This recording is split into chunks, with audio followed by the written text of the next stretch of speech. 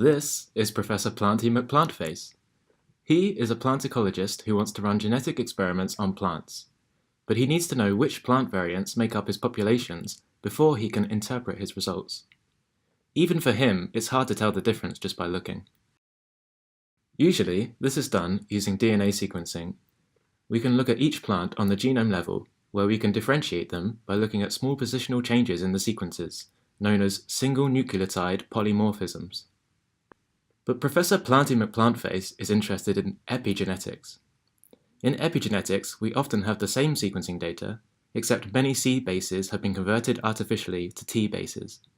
This is to help identify where DNA methylation has occurred. If we have this type of data, however, we can no longer tell which bases are different because of the experiment and which are true polymorphisms. Should the professor repeat his entire sequencing experiment just so he can have both of these different types of data available? This is very expensive, and he likely has a limited budget from his investors. Maybe he could get both datasets at a reduced quality compared to just one at a high resolution. But there is a way we can retrieve this information from DNA methylation data alone.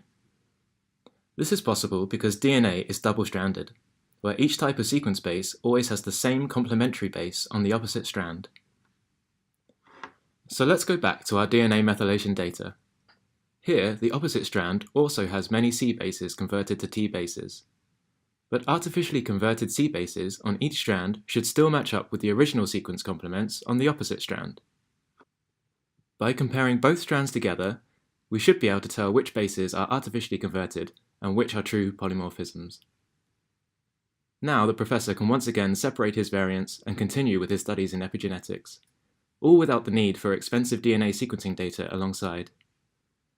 As a PhD student in bioinformatics on the Epidiverse project, it is my job to implement this method as a computational tool so that researchers like Professor Planty McPlantface can use it for future studies in epigenetics.